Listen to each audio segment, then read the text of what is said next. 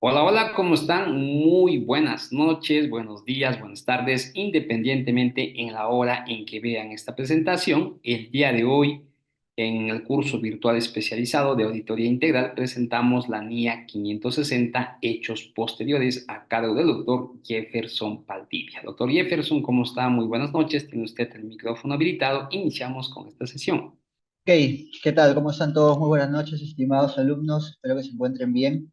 Efectivamente, como bien indicaban en la introducción, el día de hoy ya nos encontramos iniciando parte de los módulos que se refieren justamente a la etapa ya de conclusión, ¿no? Cerca a lo que va a ser ya la emisión del informe de auditoría, ¿no? Y para ello, pues hemos recorrido a lo largo de estas sesiones una serie de módulos o de temas que nos han permitido llegar justamente a esta NIA, que es la NIA 560 de eventos posteriores, ¿no? Entonces, es una norma que es muy importante, sí, porque va muy en línea, ¿no? Con una norma contable también, obviamente si hablamos dentro del marco de IFRS, ¿no? Que en este caso es la NIC 10, referida también a eventos posteriores, ¿no? Y como tal, por tanto, la NIA también recoge, en este caso, los principios de la NIC 10, justamente para evaluar si es que hay o no que reconocer algún potencial efecto que pueda requerir ajuste o que en ciertas circunstancias pueda requerir solamente revelación.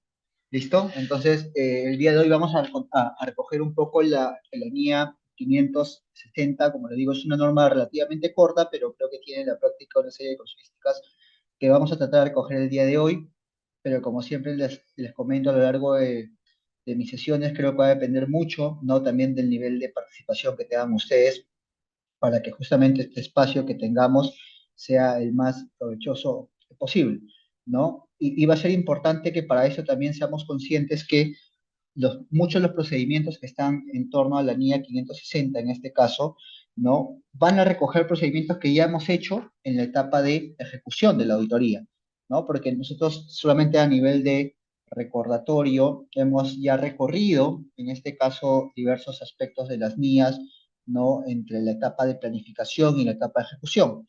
Entonces, muchos de los procedimientos que están expuestos en la etapa de ejecución pues definitivamente se van a ver replicados en esta etapa de eventos posteriores, como les digo, siempre con la intención de ver si es que no hay algo que se pueda ajustar dentro de los estados financieros hasta que nosotros como auditores emitamos nuestra opinión, ¿no? Porque nuestra responsabilidad llega hasta ahí.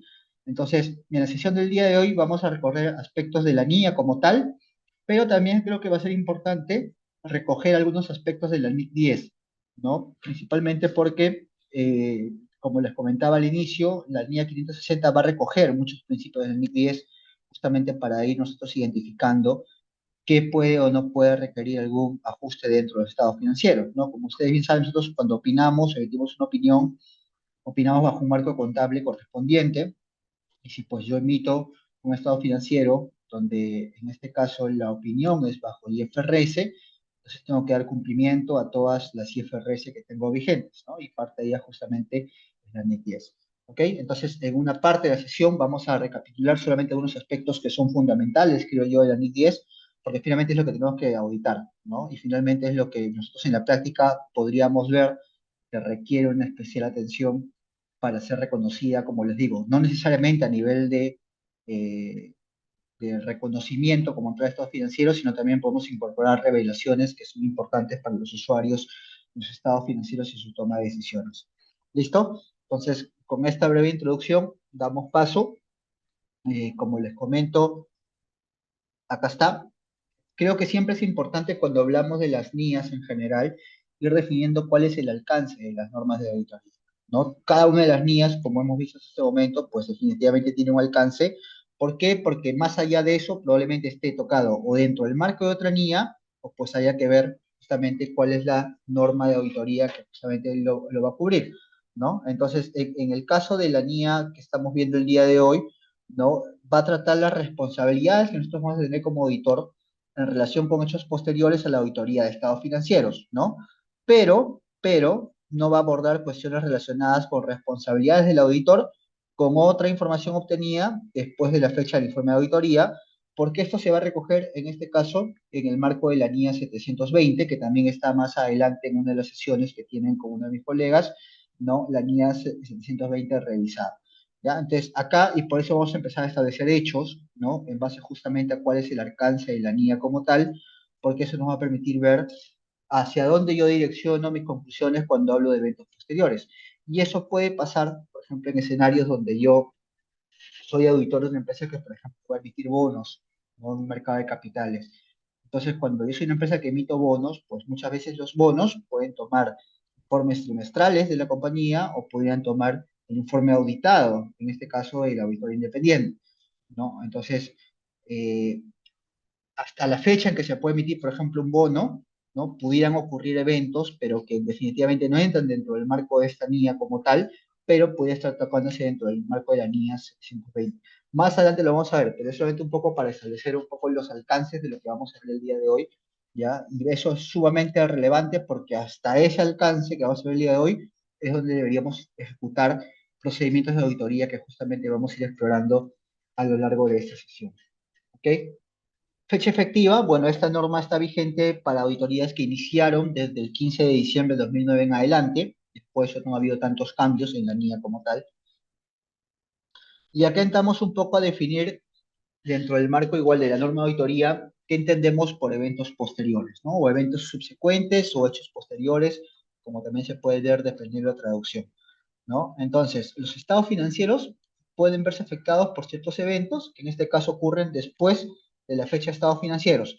Cuando hablo después de la fecha de estados financieros, vamos a imaginar un cierre anual, ¿ya? Imaginemos este año, 31 de diciembre del 24. Entonces cuando yo hablo después de la fecha de estados financieros, hablo de después del 31 de diciembre del 24, ¿ya? Va a ser importante esto, ¿ya? Que establezcamos bien cuál es la fecha del estado financiero, porque como les digo, no siempre es 31 de diciembre. Creo que en algún momento, en alguna de las sesiones habíamos conversado que no todas las compañías pues tienen el mismo cierre anual, ¿no? Hay compañías que pudiesen tener un cierre, como en la mayoría de los casos creo que estamos acá eh, presentes, que creo que somos la mayoría de la TAM, ¿no? Donde puede tener un cierre 31 de diciembre, pero hay compañías, por ejemplo, europeas, ¿no? O en otros países donde su cierre fiscal pudiera estar, o su cierre anual, no sé, pues un 30 de septiembre, como es también muy usual en la práctica, ¿no? Entonces, después del 30 de septiembre, por ejemplo, se considera para fines de esa compañía, ¿no?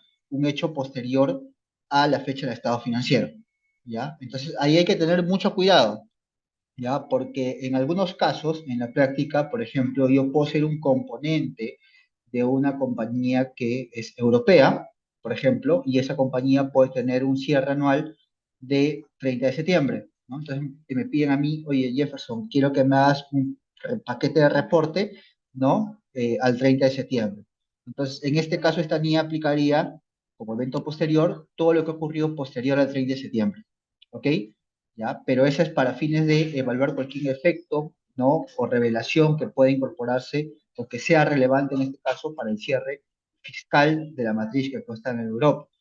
Pero si ya luego tengo que emitir un informe estatutario local, pues en ese escenario ya tendría que ver cuál es el cierre anual, ¿no? Y puede ser que en ese caso el cierre anual sea para mí 31 de diciembre del 24. Entonces, hecho posterior en ese segundo escenario, se considera lo que estaría posterior al 31 de diciembre del 24.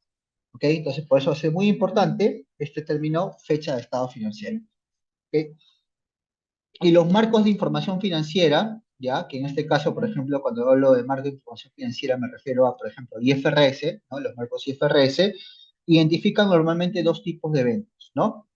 Pueden tener eventos que son aquellos que proporcionan evidencia de condiciones que existía a la fecha de estados financieros y aquellos que proporcionan evidencia de condiciones que surgieron después de la fecha de estado financiero. Este también es un aspecto interesante, ¿ya? Más adelante, en el contexto de la clase, lo vamos a ir desmenuzando un poco, pero sí es importante que podamos ir viendo justamente estos hitos que luego lo vamos a desmenuzar, como les comentaba, ¿no?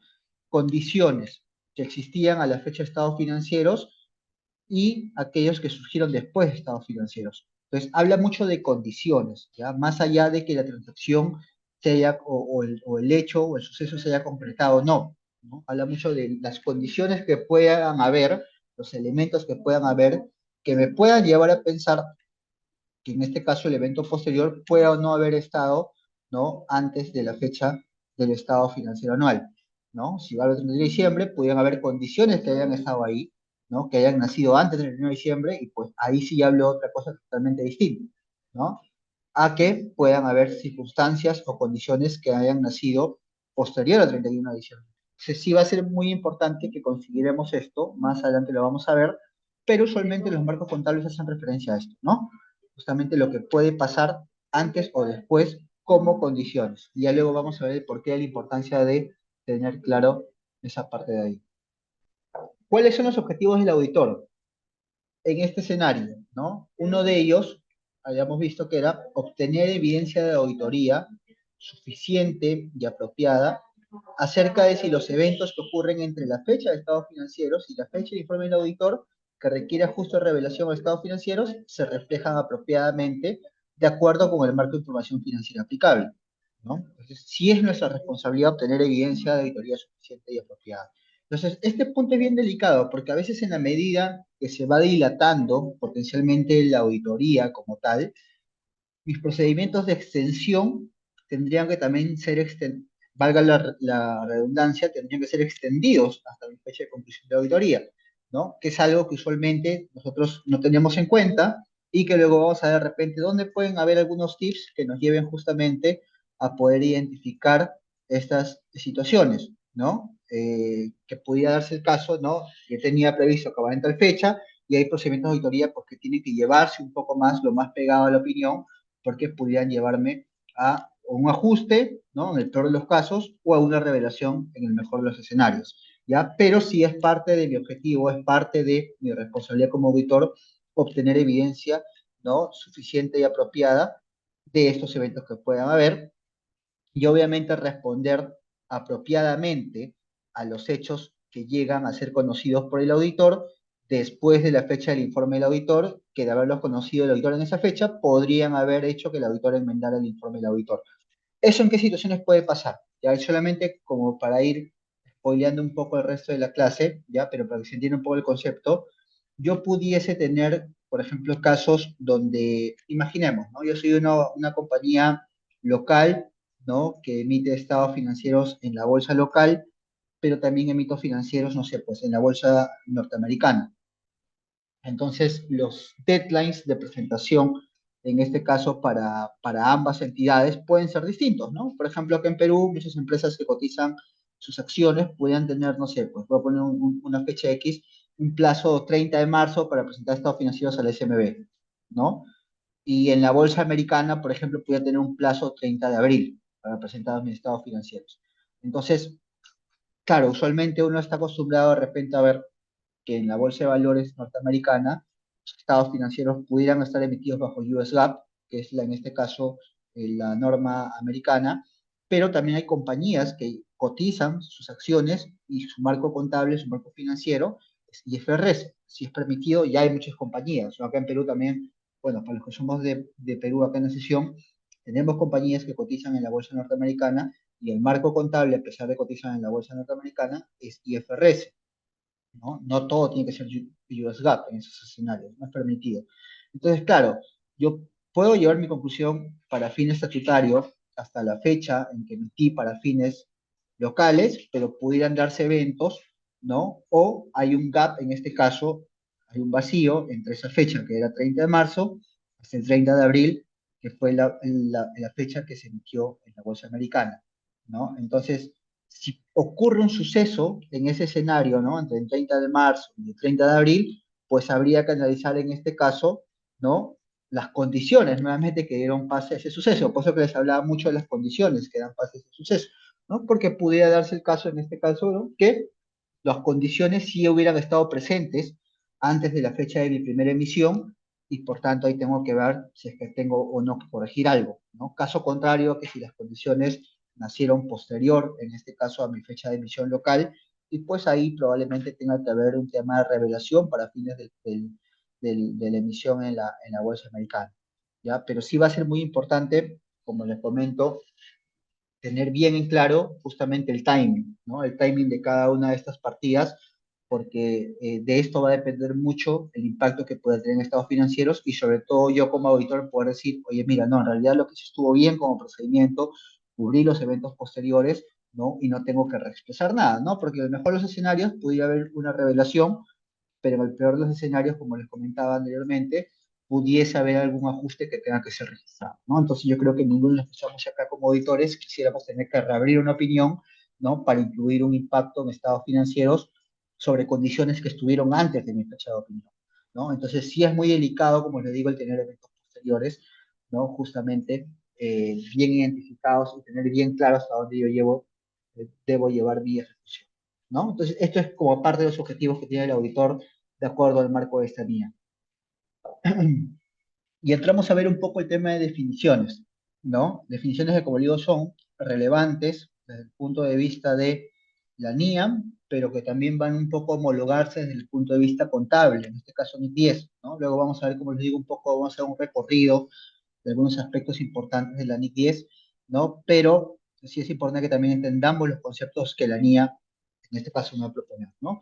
El primero de ellos, un poco el que habíamos hablado, ¿no? Fecha de estados financieros, ¿no? La fecha de final del último periodo cubierto por los estados financieros. Ya habíamos dicho un poco en la introducción, hay que tener mucho cuidado con eso de acá, sobre todo cuando puedo formar parte de una auditoría de grupo, sobre todo cuando puedo tener propósitos distintos, ¿no? En este caso, de entregable, ¿no? Puedo tener, como digo, que hacer la emisión de un estado financiero local anual estatutario, ¿no? Por ejemplo, creo que la mayoría de acá somos de Latinoamérica y tenemos un año fiscal muy parecido, que es 31 de diciembre, ¿no? Pero si me piden reportar a mi casa matriz, que por ejemplo puede estar en Suiza, ¿no? O que puede estar, no sé, pues en Alemania, o que puede estar en Holanda, o en cualquier otro país que pueda tener un año fiscal distinto, el evento posterior van a ser, o la fecha del estado financiero se va a considerar la fecha de corte, ¿no? Y es muy distinto el tratamiento, ¿no? Porque imaginemos un escenario que yo digo que mi fecha de estado financiero es el 30 de septiembre del 2024. Entonces, todo lo que pase posterior al 30 de septiembre del 24 se considera como un hecho posterior para fines del reporting package, ¿no? Pero para fines del año en curso puede formar parte de las transacciones que tengan que ser reconocidas en el año corriente, ¿no? Entonces ahí viene un poco el debate, ¿no? Porque imagínense en el escenario que yo les doy, que ocurre un hecho, no sé, pues el 5 de octubre del 2024. Claro, uno dice desde el punto de vista del estatutario anual, ¿no? Que es el 31 de diciembre, no hay ningún problema, ¿no? No hay ningún problema, porque finalmente va a quedar dentro del año. Pero me mete un problema si yo tengo que emitir, como les comento, un reporting package con un corte de 30 de septiembre, porque sí pudiera haber una transacción o esa transacción pudiese haberse registrado antes del cierre del año fiscal, ¿no? Y o sea, emitir en este caso un reporting package es una responsabilidad grande, porque en este caso lo hago para fines de consolidación de la casa matriz, que puede tener, como les digo, estados financieros consolidados bajo IFRS, solamente que tiene a una fecha de estado financiero distinto, ¿no? Entonces, como les comento nuevamente, bastante cuidado en esa parte de ahí, ¿ya? Fecha de estado financiero, la fecha del final del último periodo cubierto por estados financieros, que no siempre es 31 de diciembre. Otro concepto importante, ¿no? Es la fecha de aprobación del estado financiero, ¿no? La fecha de aprobación del estado financiero es la fecha en la que se han presentado todos los estados financieros que componen estados financieros, incluidas las notas relacionadas y aquellos con la autoridad reconocida han firmado que han asumido responsabilidad por estados financieros. Acá hay un punto importante, y acá hablo un poco en la mesa, ¿no? Para la conversación. No sé si que hemos siempre interactuar con ustedes, pues el hecho que imaginen que cada sesión es un equipo, es una sesión de trabajo de auditoría, ¿no? ¿Cuándo creen que es la fecha de aprobación de los estados financieros? ¿O qué es lo más óptimo o qué es lo que usualmente en la práctica que creen ustedes que se da la fecha de aprobación del estado financiero? Pongo ahí el micrófono, el chat, como prefieran. En la práctica, ¿cuándo creen ustedes que se da a veces la fecha de aprobación de estados financieros? Porque, ¿sabe? Y yo les comento porque me ha pasado mucho, ¿no? Que a veces hay una percepción, ¿no? En los, no sé si decirlo en los contadores, pero mejor dicho, que más sobre todo en la compañía, que la fecha de aprobación es cuando a veces, no sé, pues ya tengo mi cierre contable 15 de enero, ¿no? O 20 de enero, ejecuto mi cierre contable, ¿no? Ahí justamente voy un poco a lo que indicaba el Rosario, ¿no? o lo que decía Sonia, y redondeo con lo que comenta Margarita, ¿no? Que claro, yo puedo tener mi fecha de cierre contable 15 de enero, ¿no? Y a veces el 15 de enero saco mi estado de situación financiera, mi estado de resultados, y a veces inclusive hasta el contador firma de que esa es, ¿no? El estado financiero. Pero esa es la fecha de aprobación, no necesariamente, ¿ya? Y yo les digo en la práctica, usualmente esa casi nunca es la fecha de aprobación del estado financiero, ¿no? Exacto, ¿no? Un poco lo que comenta Isabel, lo que comentaba un poco Margarita, ¿no? Acuérdense que cuando hablamos de fecha de aprobación de estados financieros, ¿qué comprenden los estados financieros? A ver si lo ponen por el chat ahí. ¿Qué comprenden los estados financieros? ¿Algún voluntario por ahí?